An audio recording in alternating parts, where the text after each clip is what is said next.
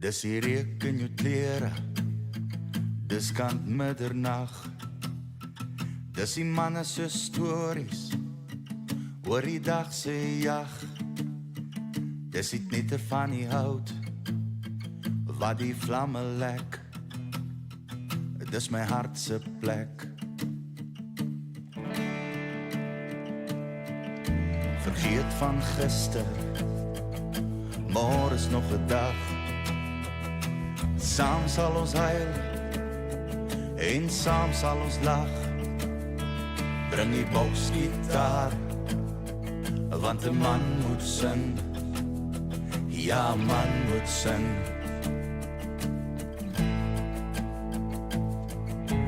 Manne, dis 'n voorreg om 'n harde koel te deel.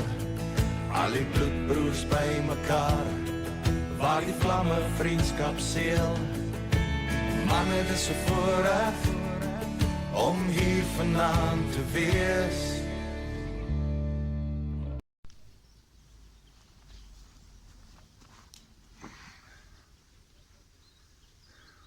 Goeiedag vriende, ja, ons is hier bietjie by 'n vuur wat lekker brand. En as jy nou dalk vroegoggend dit kyk in kerktyd, dan gaan jy miskien sê, "Joeg, André, is dit nie bietjie vroeg al om die vuur aan die gang te steek?" Maar ek dink nie is ooit te vroeg of te laat of verkeerde tyd om 'n vuur aan die brand te steek nie. En veral in hierdie COVID-19 tyd, dink ek nog soveel te meer nie. Dink ons het almal in hierdie tyd baie meer vleis gebraai en 'n vuurtjie aangesteek as wat ons gewoond is aan. Ja, ek weet ook my swaar, of dit nou COVID-19 is of nie, hy steek in elk geval 'n vuur aan. En ek ken ook van my vriende wat net voor die Grendeltyd gesê, hy wil bietjie kyk, hy het miskien nie genoeg hout vir hierdie Grendeltyd nie. Ja, ons wil vandag bietjie praat oor die vuur. Die vuur van die Heilige Gees. Ons is in hierdie Pinkstertyd besig om te praat oor wie die Heilige Gees is. Ons het donderdag gesê vir mekaar met hemelvaart, Jesus het opgevaar in die hemel, en dan beloof hy vir sy disippels, hulle moet gaan wag vir die gawe van die Heilige Gees, dat die Heilige Gees gaan kom, om by hulle in die wêreld te wees, om by ons te kom wees. Ons het dan na 2 simbole van die Gees gekyk die afgelope 2 dae, dat hy soos die wind is, wat oral is in die effek het, en dat hy soos water is. Ons is vandag by dat die Heilige Gees soos vuur is. Ja, God openbaar hom daar in die begin van die woord af. Openbaar hy homself as vuur. Dink maar aan Eksodus 3, as Moses daar by die brandende bos kom, en God praat met hom, uit die vuur uit die brandende bos uit. God maak sy wil bekend aan hom, uit hierdie brandende bos uit. Dan is God daar. En ook met Israel in die woestyn, kom God en hy stuur die wolkkolom en hy stuur 'n vuurkolom, en die wolk en die vuurkolom lei hulle in die woestyn om presies te weet waar hulle moet gaan. Daardeur word hulle gelei deur God, maar nie net leiding gee, nie net sy opdrag uitvoer nie, maar God kom ook en hy gebruik ook vuur om mense te suiwer. Dink maar aan Sodom en Gomorra, hoe God kom en hy stuur swaal en vuur om Sodom en Gomorra te suiwer. En dan as ons Nuwe Testament toe gaan, dan lees ons in die eerste plek van Johannes die Doper. Johannes die Doper wat sê, maar hy kom wel om met water te doop, maar die een wat na hom kom, gaan met die Heilige Gees en met vuur doop. Ja, dan kom die Seun van God uit die hemel, en hy's op aarde, tussen die mense, en dan kom hy, en na hy gesterf het, opgestaan het, 'n opvaar in die hemel, ons lees daarvan met die hemelvaart, dan sê hy, maar ek stuur vir julle die Heilige Gees, julle moet wag vir die Heilige Gees. Dan kan ons in Handelinge 2 vers 1 tot 4 die volgende lees. Daar staan, toe die dag van Pinksterfees aanbreek, was hulle almal op een plek by mekaar. Skielik was daar 'n geluid uit die hemel, soos van 'n geweldige stormwind, en dit het die hele vertrek gevul, waar hulle gesit het. Hulle het iets soos vuur gesien, wat in tonge verdeel en op elkeen van hulle gekom het. Almal is met die Heilige Gees vervul en hulle het in ander tale begin praat, soos die Heilige Gees dit aan hulle gegee het om onder sy leiding te doen. 2 simbole van die Heilige Gees wat hier in die uitstorting van die Gees is. Die eerste is daai stormagtige, die geweldige stormwind. En die ander een is vuur, tonge van vuur wat verdeel en op die disippels kom. Ja, so kom die Here en hy sê maar, hy wil sy disippels kom vul met die Gees, sodat hy hulle kan uitstuur. Hy wil hulle eintlik kom aan die brand steek, om in die wêreld in te gaan.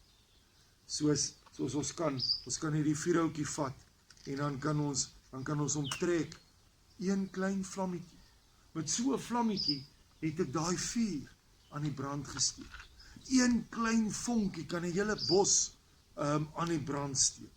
Dink maar aan COVID-19, 'n onsigbare met die oog, onsigbare virus, wat begin in China, ver van ons af, wat die hele wêreld infekteer.